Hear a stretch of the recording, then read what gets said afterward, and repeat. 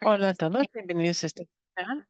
Soy Cris Ren, que estoy en la capacitación del CPWR. Bienvenidas a esta capacitación de la nueva investigación en salud mental y construcción. Tenemos aquí a los investigadores que van a presentar algunos resultados importantes. En ocasiones vamos a pedirle a los presentadores del webinar que se vayan más despacio si es que están hablando demasiado rápido. Antes de presentar a nuestros presentadores, quiero hablar un poco sobre el enfoque de CPRW para tratar de evitar que los trabajadores de la construcción mueran a causa de sobredosis o de suicidio.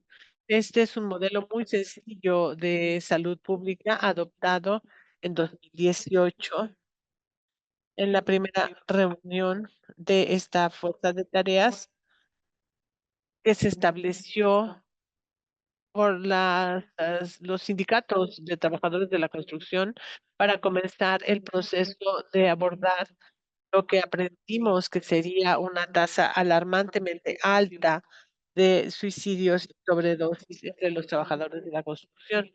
Este modelo de salud pública no es un concepto nuevo. El mismo tipo de modelo se aplica a muchos problemas de salud pública, pero bueno, quiero que hoy lo veamos y lo tengamos en mente para que entiendan la cobertura de las presentaciones y tengan el contexto del trabajo de las organizaciones del CPRW. Lo que vemos es un gran triángulo con prevención primaria, secundaria y terciaria. Y estos son los tres niveles de prevención que tratamos de trabajar en CPRW y que hemos adaptado al marco de nuestro trabajo. La razón de que esté en un triángulo es que no es igual si bajamos los niveles de prevención como el impacto a una población más grande, entonces se va a la prevención terciaria, así es como funciona el modelo. De la misma forma, si estamos en el esfuerzo que requiere la prevención en cada uno de estos niveles, el nivel más bajo, la prevención primaria, se necesita mucho menos esfuerzo en implementar que la prevención terciaria. Entonces, prevención terciaria básicamente está tratando de preventar la muerte de los trabajadores que ya tienen algún trastorno de salud mental o algún problema de sustancias, de consumo de sustancia. Entonces, es importante darnos cuenta de que estamos tratando de evitar prevenir en todo nivel, pero también tendremos que economizar nuestros esfuerzos y identificar los aspectos en el rubro de la prevención primaria para que podamos aplicarlos en la industria de la construcción para detener el dolor y los precursores de enfermedades y la desesperación, para que no tengamos que pensar en la prevención secundaria. Y si hay algo que consideramos prevención secundaria es las alternativas de tratamiento para los opioides que se recetan para el dolor. Pensemos que un trastorno de salud mental podría ser la primera receta que se entrega para combatir el dolor a un trabajador de la construcción. Tratar de evitar este tratamiento está evitar que se entregue esa receta es una táctica de prevención secundaria. Entonces pensemos el esfuerzo que va incrementando y el impacto que se incrementa en este modelo. También hay otra forma de pensar en ello y una es la prevención o con base en la prevención y la otra es más reacción. Si pensamos en la población de trabajadores de la construcción que están trabajando de evitar cosas muy orientadas a la prevención, más arriba en el modelo va a ser más reaccionario. Personas que ya tienen trastornos de salud mental o de abuso de sustancias. Y esto es lo que tratamos de ver en este PWR. Estamos pensando, muchos problemas de salud pública tienen este modelo de prevención menor, que son factores primordiales, perdone por la pronunciación, pero tiene que ver con la sociedad, con la población, que realmente que queda más allá del alcance de nuestro trabajo en la construcción. Y lo que estamos tratando de prevenir es que estamos tratando de prevenir los malos resultados en nuestra industria y cómo se intersecta con las personas, no necesariamente como la sociedad en todo, sino tal vez personas con un trastorno de salud mental, otro tipo de trastorno que no tiene nada que ver con el trabajo. Entonces, estamos pensando en este modelo en lo que se aplica al trabajo, a los trabajadores de la construcción. Este modelo nos llevó a desarrollar en la CPR-WR una agenda de investigación de acción que pues se establece en esta base de la prevención primaria, secundaria, terciaria. No queremos ponernos en detalle, pero en CPWR tenemos el área de experiencia en el área de prevención primaria, un poco en la secundaria y definitivamente en la terciaria. No, en la CPWR no tenemos expertos en tratamiento y recuperación de trastornos, de abuso de sustancias, pero nuestro modelo y nuestra agenda del modelo es poner la luz en las cosas grandes que se están llevando a cabo en la industria y en todo el modelo de salud pública, incluyendo la prevención terciaria. Pero sí nos interesa muchísimo en pues meternos más a fondo en la prevención primaria. Hablaremos de tres diferentes investigaciones, una en el elemento de prevención primaria, que es por parte de Jonathan Davis, y dos están más en la prevención terciaria, pero hablar al respecto, pues realmente atraviesa el espectro de la prevención. Estas actividades de las cuales van a escuchar que describirán Edmund y Addison tratan de desestigmatizar y reducir el impacto de cualquier factor que esté ocurriendo en la población de la construcción. Sin embargo, son principalmente terciarios cuando hablamos, digamos, en la última parada, la seguridad que no existe en la historia de la construcción para personas que tienen trastornos de uso de sustancia o necesitan apoyos para el tratamiento de salud mental. Era lo que quería mencionar y compartir con ustedes. Y antes de empezar a usar esta plataforma, es que tenemos estos tres proyectos de investigación y van a escuchar de otros dos en los próximos 2 meses y tratamos de trabajar en mucho estamos pues aliados con otras personas, trabajamos con donaciones privadas, fuimos con la industria de farmacéutica para encontrar fondos para abordar la prevención primaria y secundaria en la industria de la construcción. Recibimos $300,000 en total, que en turno financiamos proyectos de un año, 5 de ellos, y aquí vamos a escuchar 3 de ellos. Con esto, bueno, pues voy a cerrar y voy a presentar a nuestro panel. Nuestro panel tiene tres personas maravillosas. Uno es Jonathan Davis, el doctor, profesor asistente en salud ocupacional y ambiental de la Universidad de Iowa. Luego tenemos a Alison Weingarten, que es analista senior en la compañía MDB Incorporated, y Edmund Robinson es representante de campo de la asociación SMOHIT, que es la Fundación de Salud Mental. Y voy a pasarle entonces el micrófono a Jonathan.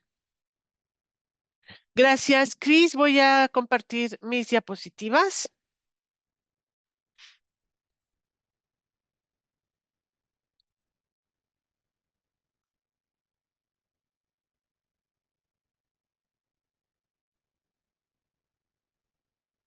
Hola a todo el mundo. Voy a compartir trabajo con ustedes sobre el impacto de las leyes laborales en el sitio de los trabajadores de la construcción.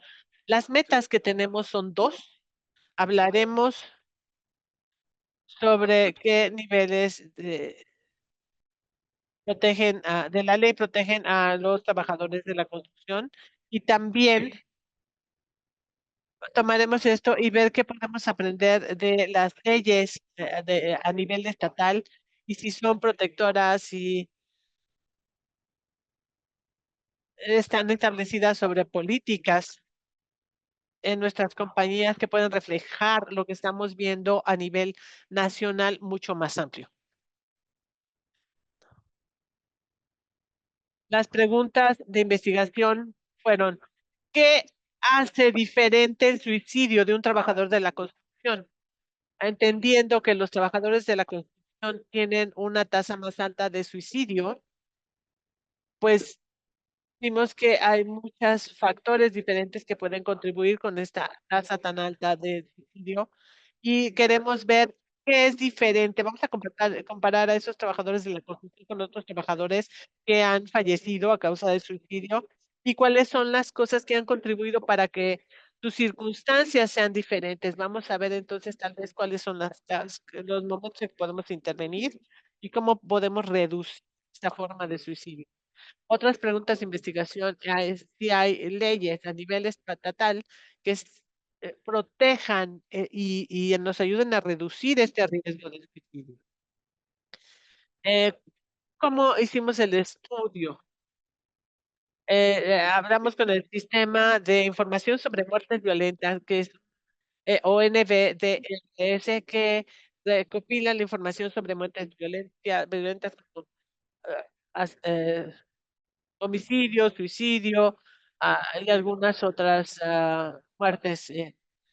Una gran cantidad son muertes por suicidio, por lo cual, pues ahí me dirigí con mis preguntas de investigación. ¿Cuáles son los resultados? Estuve viendo los años 2013 a 2020. En general, con mi criterio de exclusión, tuvimos 160,000 no, 128,450 personas, 16 a 64 y aproximadamente 19,000 fallecieron, eran trabajadores de la construcción. 19,000, que significa un 15% de muertes por suicidio en adultos. Esa es una proporción muy grande de adultos en edad laboral que fallecen, que son trabajadores de la construcción.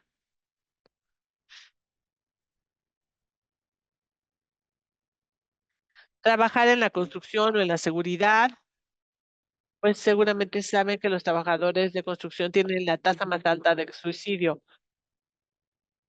Y estos trabajan en la ocupación de suicidio por el segmento de C en mayo de 2020 y en una serie de informes de un año y muestran que los trabajadores de la construcción tienen tasas más altas de suicidio y tenemos un índice combinado entre los años de mi estudio y fue constante, ¿no? Con los estudios de año por año.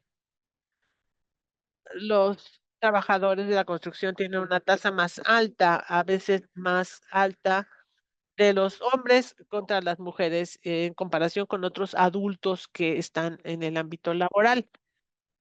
El paso uno es ver cómo es diferente el suicidio de un trabajador de la construcción. En otros estudios o ocasiones, en los agricultores, por ejemplo, una tasa alta de suicidio es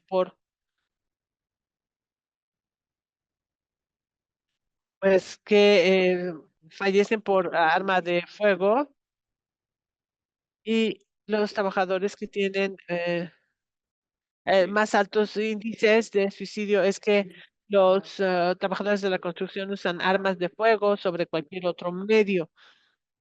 Y eso fue cierto, el 50% de los trabajadores de la construcción usan este método y es más o menos lo mismo, igual con la sobredosis y un poco más alto el porcentaje en la muerte por asfixia.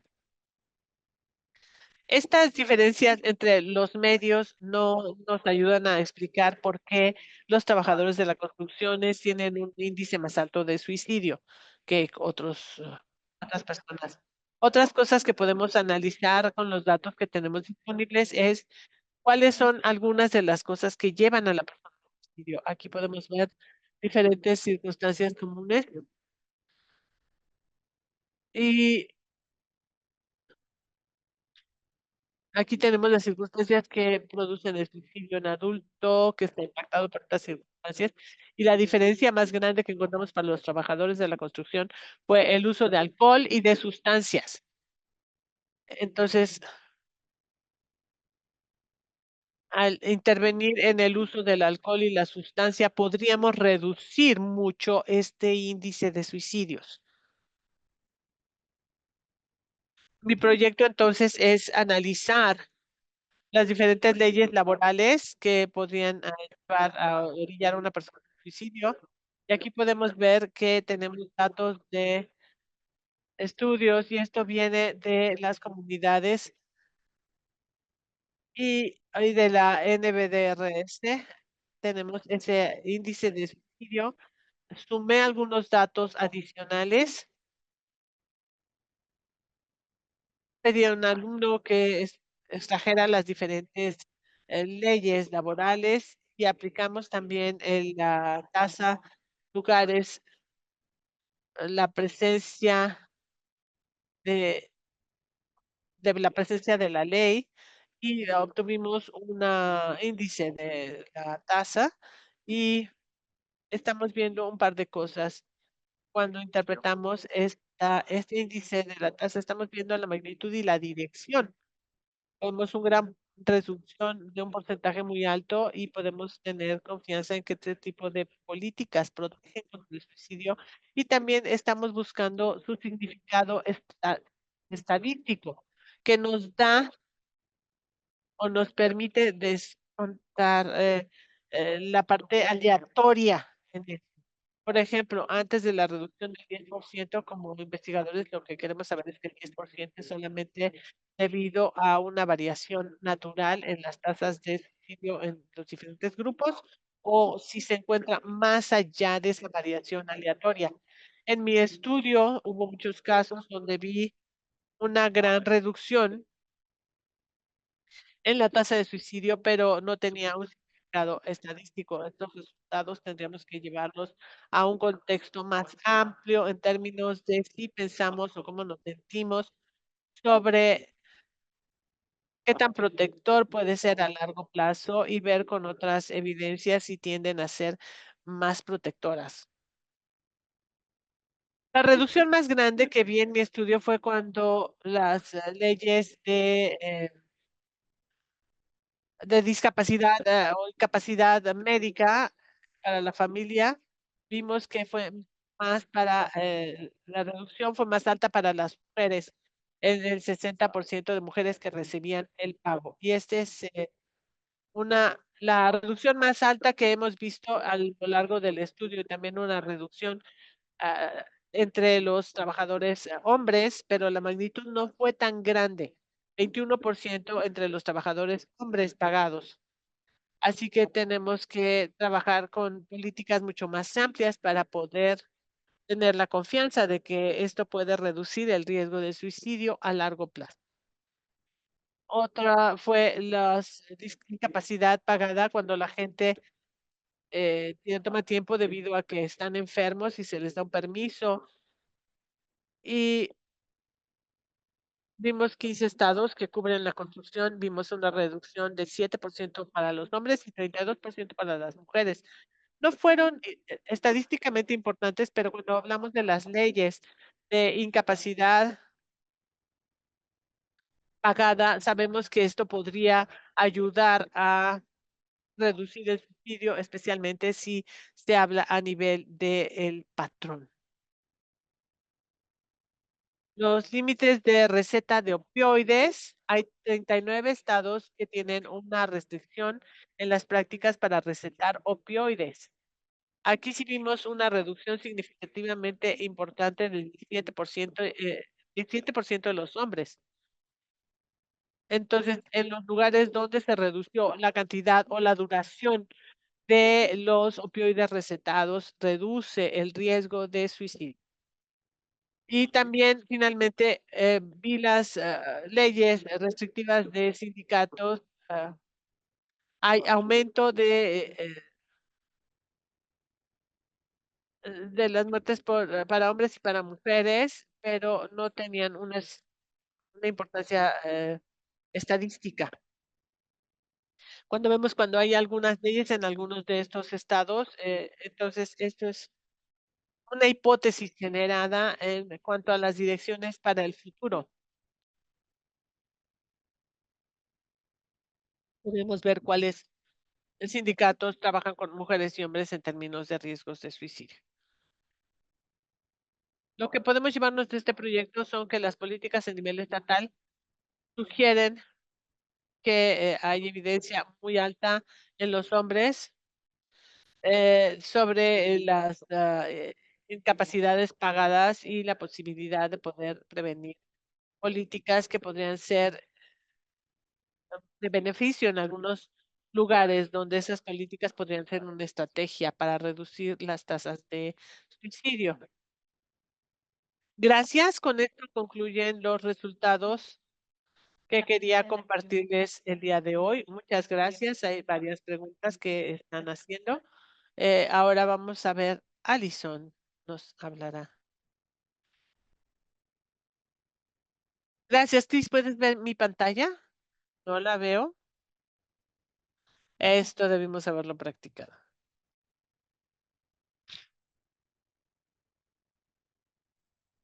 Ahí estamos. ¿Está bien? ¿Se ve correcta? Todo muy bien. Muchas gracias y gracias, Jonathan. Fue una presentación muy interesante y esperamos que alguien se beneficie y puedan apreciar. Soy Alison. Estoy en el equipo de WR y estoy muy emocionada de estar en este proyecto y que tengo que pasar, vamos con el desarrollo y trabajo con el Sindicato de Constructores de Elevadores, local 1, y el programa de asistencia de educación a los miembros. Las líderes del proyecto son Alison Reinhardt, soy yo, Brendan Loftus, director y mentor de ellas, y que pueden,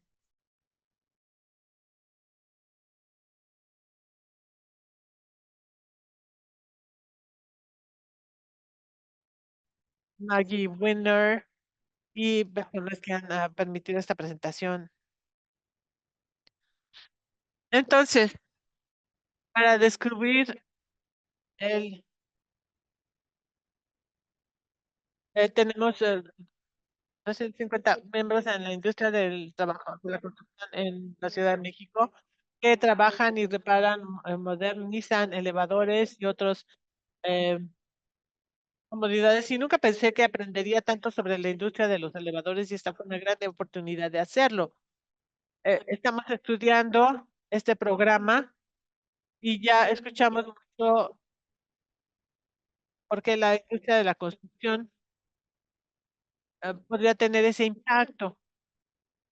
Este es un programa muy especial y pude conocer a muchas personas que asistieron a un taller en 2022.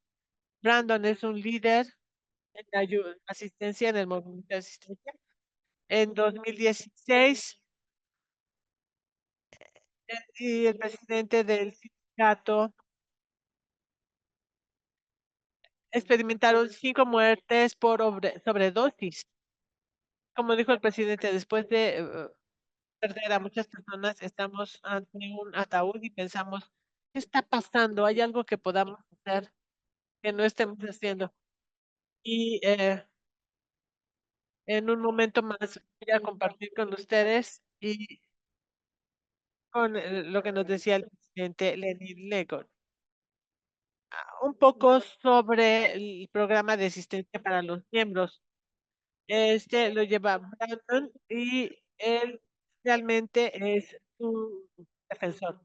Incluye una clase de 2 horas sobre drogas y alcohol, que es única para la ciudad de Nueva York y se requiere por ley, y algunos programas que se han llevado a cabo en el extranjero incluyen algunas instalaciones de capacitación, las reuniones de recuperación, zonas que proporcionan apoyo a los integrantes y a sus familias. Antes de 2016, solo, bueno, veíamos que había zonas con problemas, miembros del sindicato iban a tratamiento, pero después de esto, solamente 10% de ellos se recuperaban porque el trabajo de Brandon, su liderazgo y los compañeros que estaban ahí después de que se estableció este programa, bien, pudieron mantener la recuperación. Las metas del caso de estudio, bueno, pues se tuvo algunos conocimientos en los programas de asistencia a los miembros del sindicato de la construcción, y con esto, bueno, pues pudimos trabajar con un programa específico. Lo que queríamos era que este programa fuera de una investigación de participación con personas que estaban involucradas en la toma de decisiones. Empezamos con las sugerencias de Brandon, traer un grupo de asesoría del proyecto, reunirnos con personas que nos clave para darnos información, llevar a cabo grupos de enfoque de participantes, una encuesta de membresía y un informe final. Nuestra primera vez, Jonathan Watson, fuimos a la ciudad de Nueva York y vimos a Brandon en acción, la persona que vimos con el proyecto más grande en la ciudad de Nueva York. Eran como las 6 de la mañana, todavía estaba oscuro allá afuera y hablaba de prevención del suicidio. Y vimos personas que se acercaron a Brandon después de eso y compartieron cómo se sentían, cómo habían estado batallando, y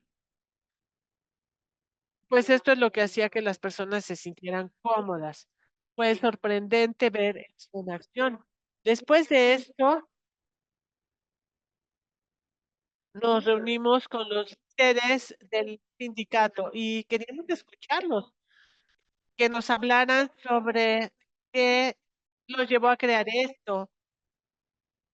Y todos compartieron cuán diferentes ahora lo tuvieron a Brandon como a Brendan como su recurso. Vemos al presidente del local uno y en, yo siento más, ¿no? Que es de Cone, que es un patrón muy grande que tiene que trabajar. Y también Libron, que es el secretario del local uno, una persona que trabaja para dar empleos.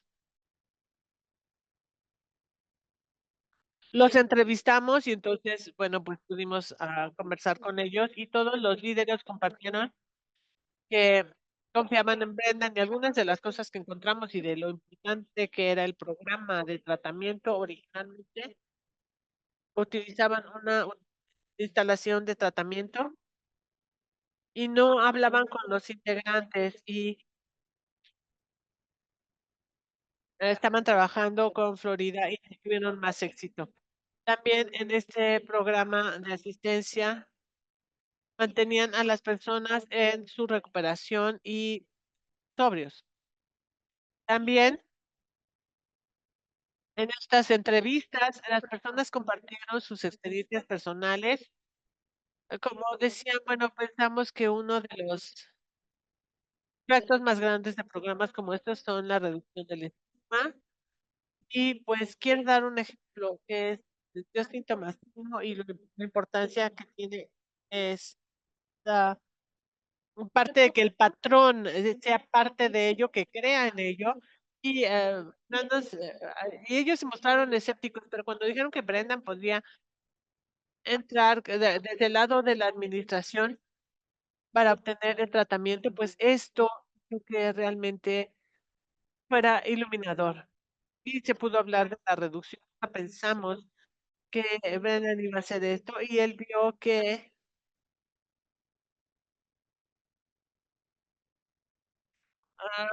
podían ayudarme mucho mejor al tratamiento y a la recuperación, que era más importante. Además de esto,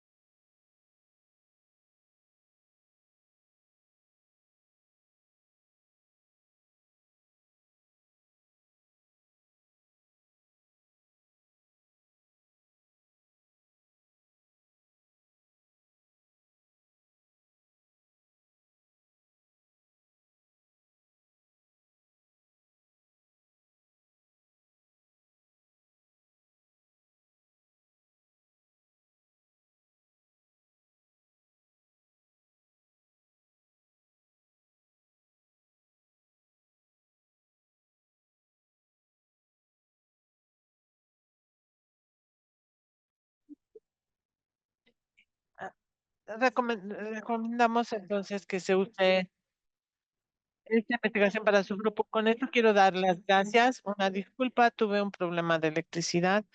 Pero muchas gracias por su atención.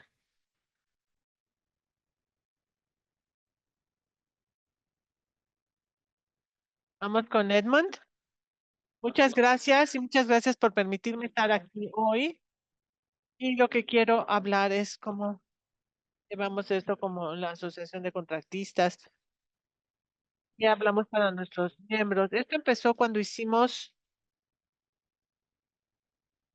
mucho trabajo de láminas de metal y lo que hacemos es, fue entonces Estados Unidos y Canadá. Comenzamos hace unos 10 años con un buen amigo, Chris Carlo, que tuvo la visión de cómo ayudar a nuestros integrantes en el abuso de sustancias. Yo también me recuperé hace como unos 10 años. Y esto lo hicimos porque pues, realmente creemos en la sustancia. Lo que hemos hecho es,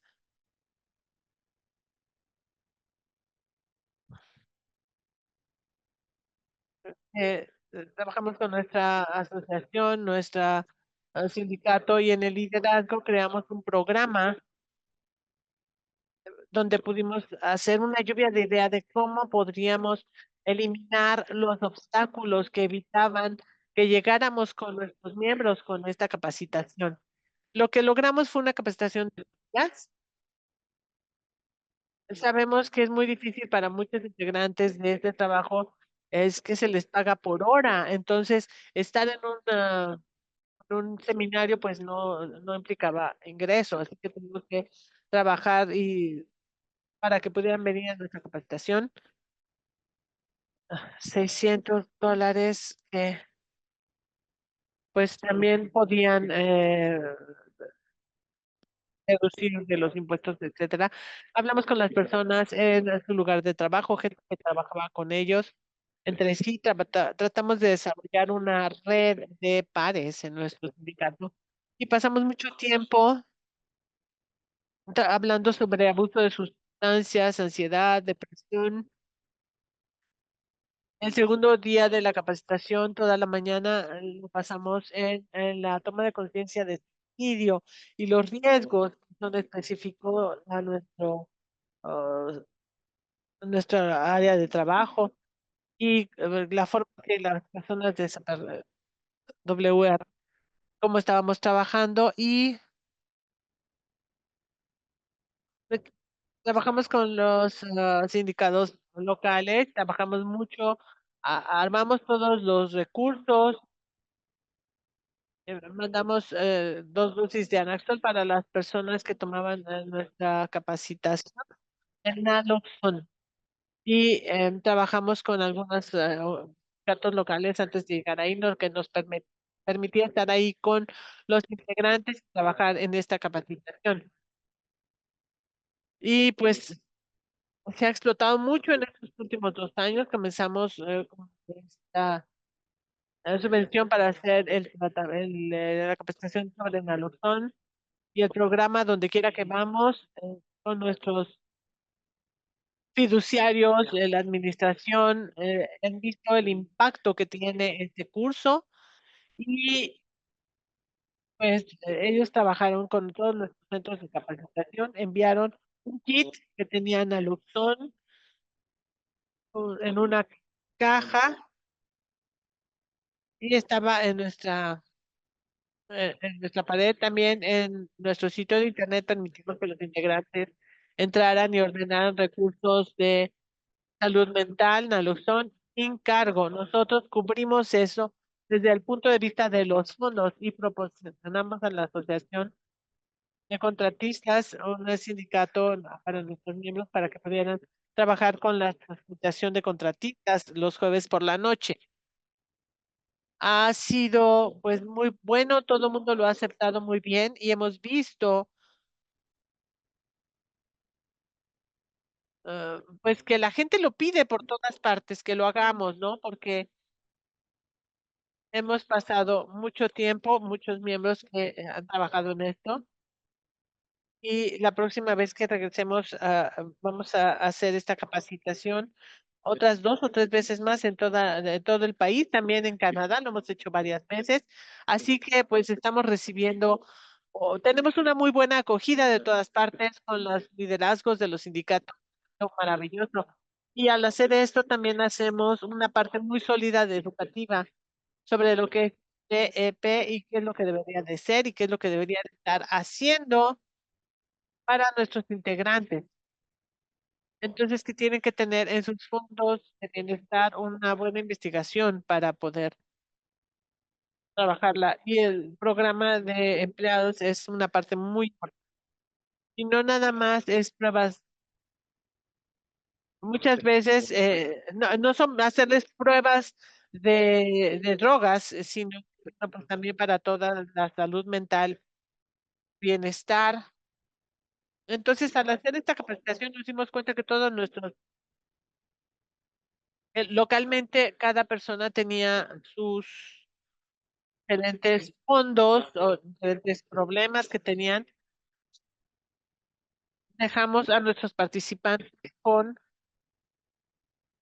la NIP, con el sindicato que compramos para que las personas que tomaron nuestra capacitación tuvieran el NIP y lo pudieran usar para ellos y con personas con que contaban en lugares de trabajo. Así que hemos llegado tan rápido, tan lejos con esto que realmente no hemos encontrado obstáculos con los patrones una vez que se dan cuenta de lo bueno que es, de lo maravilloso que es y cómo realmente está ayudando a las personas en su sitio de trabajo. Nos piden que tengan y que eduquemos a sus asociaciones de contratistas y a sus miembros. Y esto nos lleva a la red que estamos tratando de construir y a ese grado ha llegado para poder afectar, apoyar que la gente deje de consumir drogas, que no se suicide y las personas trabajan con los diferentes gremios. Todas las personas con las que yo trabajé, pues estábamos ahí trabajando, todos debíamos, todavía, todos, yo sé, yo pues era adicto a sustancias y hemos hablado con personas que han tratado también de suicidarse. Y lo que ha sido importante, pues es que me da mucho gusto haber sido ser parte de ello. Y esto pues sigue aumentando.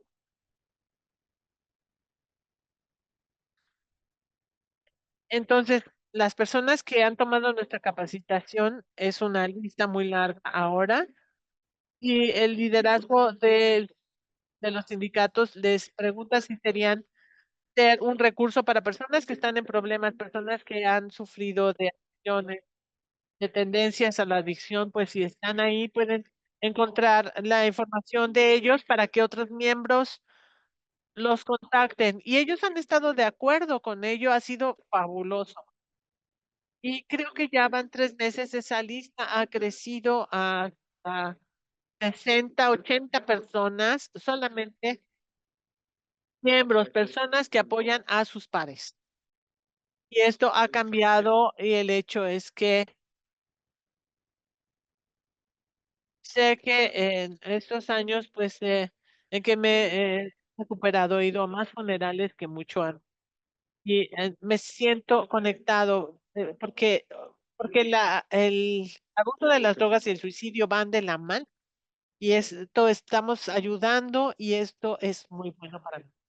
Me parece que es un gran mapa para todas las personas que lo están haciendo, así que bueno, pues es todo lo que tengo. Gracias, Edmond. Agradezco mucho los comentarios y también a Alison y Jonathan. Y hay muchas preguntas que han pasado por el chat. Sin embargo, quiero empezar con algunas que recibimos durante el proceso de registro. Creo que la pregunta para todos es, ¿cuáles son las acciones más eficaces con los patrones de la construcción que puedan tomar para ayudar con la salud mental? Jonathan, ¿quieres empezar? Sí, pues algunas cosas que, bueno, no, pero fue la idea de que los trabajadores de la construcción se dan cuenta que tenemos una carga muy alta de abuso de sustancias y esto ha contribuido con los datos de suicidio dentro del gremio. Para poder apoyar a los trabajadores con el uso de sustancias, si podemos controlar esto, va a poder reducir el suicidio a largo plazo y también la política que nos dice que si nosotros en nuestro lugar de trabajo podemos presionar por algún tipo de incapacidad médica o familiar, eso sería muy eficaz directamente con las trabajadoras, mujeres, tenemos evidencia que sugiere que también sería bueno para los trabajadores hombres, pero bueno, pensamos que sería genial para las mujeres trabajadoras de la construcción. ¿Alguien quiere agregar algo? Bueno, pues creo que algo que hemos estado trabajando ha sido que las personas van por tratamiento y regresan, tal vez tienen algún problema de salud mental y de abuso de sustancias, y nos ponemos en la misma situación, en la misma caja que a las personas que están discapacitadas. Entonces creo que sí, eh, tratado de cambiar la forma en que piensa la gente y que afecta, la forma en que afecta a su vida y los contratistas que deberán estigmatizar estos problemas. La gente tiene miedo de decir, tengo un problema de adicción o tengo un problema de salud mental o un problema de sustancias, porque esto los separa de, pues, de la manada, ¿no? Y muchas veces los patrones no quieren lidiar con eso y los despiden.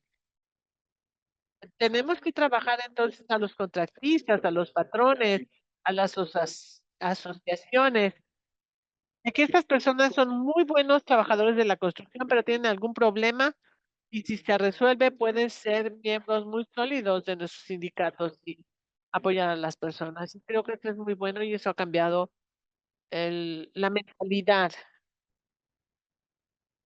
para que no despidan a las personas ni las manden a otro lugar de trabajo. Alison, ¿quieres decir algo? Sí, me gustaría reiterar que la capacitación de liderazgo y de apoyo entre pares, es bueno cambiar esa cultura que Edmond mencionaba, pero como yo les decía, pues la cultura se puede cambiar y las personas, mientras salían a tomar, pues se van a una reunión y los líderes del gremio dicen, bueno, pues yo también estoy en recuperación. Esto le da permiso a otras personas, ¿no? De sentirse así como se siente. Y esto apoya mucho. Gracias. Voy a agregar que tenemos una serie de recursos para cualquier persona en la industria de la construcción. Tenemos toda una sección sobre el abuso de sustancia en los trastornos que incluyen los materiales de trabajo y todo lo demás, incluyendo un lugar para registrarse que vimos el año pasado, que donde tal vez podríamos estar repitiendo, pero donde tratamos también de compartir las buenas noticias de lo que están haciendo las personas en la industria de la construcción para impactar el número de trabajadores que fallecen por suicidio y sobredosis. Una de las otras preguntas que tenemos es, ¿qué opinan o cuáles sienten que son los desafíos más grandes de usar el enfoque de apoyo entre pares? Edmund. Bueno, los desafíos más grandes me parece que son que esas personas vayan a la capacitación de 2 días y que aprendan y que vean la importancia que tiene, que pueden hacer una diferencia y entonces que la hagan.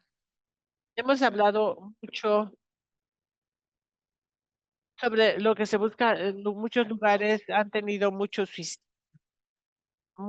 accidentes lo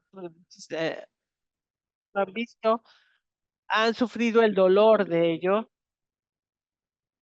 y han llegado a entender que juntos pueden marcar una diferencia. si pueden obtener esa educación. Una gran variable que veíamos era que tenían esas capacitaciones nocturnas, pero no quieren ir porque están cansados después de trabajar. Entonces, ver que hay una forma en que pueden complementar sus salarios les ayuda, se necesita trabajar con los contractores, estar en la misma sala con ellos, ¿no? Un lugar de trabajo saludable es mucho más productivo, así que tratamos de pasar tiempo con ellos tratando de hablar sobre cuánto dinero se ahorra el contratista si permite que la persona esté ahí feliz de tener un trabajo. Alison, el apoyo más grande al apoyo de pares, entre pares. Yo diría que es realmente el problema del financiamiento. Como decía Edmund, podemos hacer el argumento de que cuanto más sano es el lugar de trabajo, pues está ahorrando dinero y está invirtiendo en ello, pues estamos mucho mejor si lo hacemos. Y este programa siento que fue muy activo porque Brendan estuvo trabajando en él, pero incluso una persona para llevar todo un programa para más de 3,000 personas es un desafío. Tener el apoyo de los caminos de las rutas administrativas, apoyo financiero para que otros pares se involucren y también lo que decía Edmund es encontrar la forma de hacer esto y esa es una muy buena inversión para nosotros. Es un gran desafío. Gracias. Y solamente otra pregunta que llegó, no quiero ponerlos bajo la luz, pero tiene que ver con el programa de Local uno. ¿Qué, es qué ha contribuido? ¿Cuáles son las contribuciones hacia otras personas? Bueno, el cargo de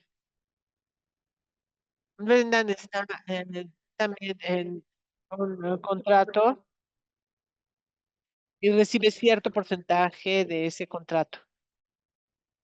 Es para el cargo que tiene. Entonces está financiado por medio de un contrato. Creo que lo mismo Edmund. Sí, bueno, pues está pagado para nuestros miembros. Centavos por hora. Así es como nosotros lo financiamos y cómo financiamos todo esto. Realmente no hay dinero legal. Sí. Y también hablábamos sobre la línea de ayuda y ahí tenemos personal 24 horas con dos personas y no sobre suicidio, sino una línea de apoyo de salud mental y ha tenido un gran impacto. Una de las personas ah, también hace mucho de esta capacitación. Empezamos haciendo una consulta conjunta, pero bueno, ha funcionado bastante bien. Vi esa pregunta y estoy segura que podemos conectar con más para hablar al respecto, pero quería mencionar algo desde mi perspectiva sobre el apoyo de pares, que realmente es uno de los lugares donde nuestro lenguaje, bueno, pues apoya más hacia el tratamiento, a la comunidad de tratamiento de salud mental y de abuso de sustancias.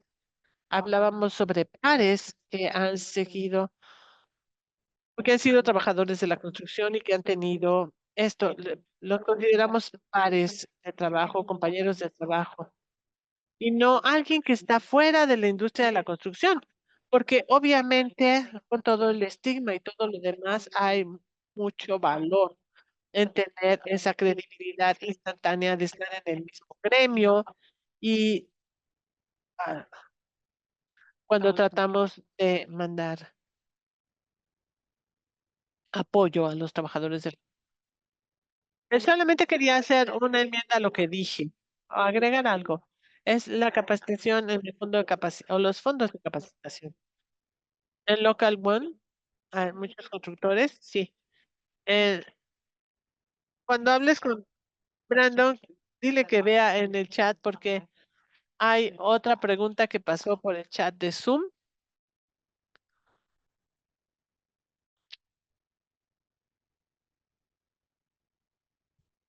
creo que me gustaría sí, quedarnos con esta pregunta. Antes de hacerlo, hay muchas preguntas que llegaron para Jonathan y que él estuvo respondiendo en el chat. Una de ellas fue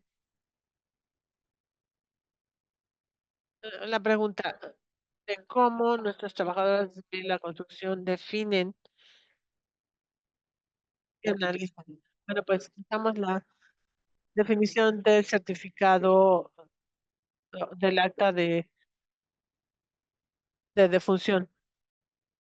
Y la razón por la cual la restringimos de grupos de entre 16 a 64 es porque es más precisa que para las personas que ya están, ya son mayores, ¿no? Ya en los años 70, 80, no se puede distinguir. Y lo voy a dejar ahí, hay otras más y podríamos comunicarnos con las preguntas, pero tal vez se necesite un contexto más amplio. Antes de ir con Brendan en esa pregunta, parece que Jessica debe haberlo validado con los paneles de presentadores.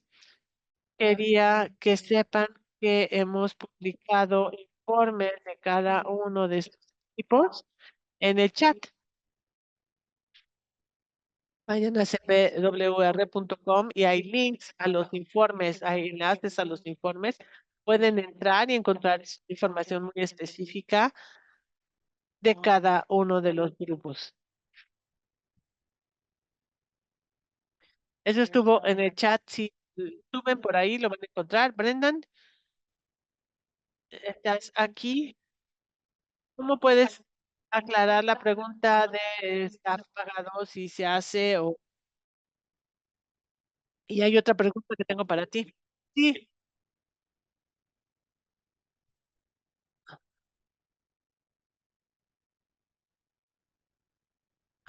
ok, hay un fondo que se estableció para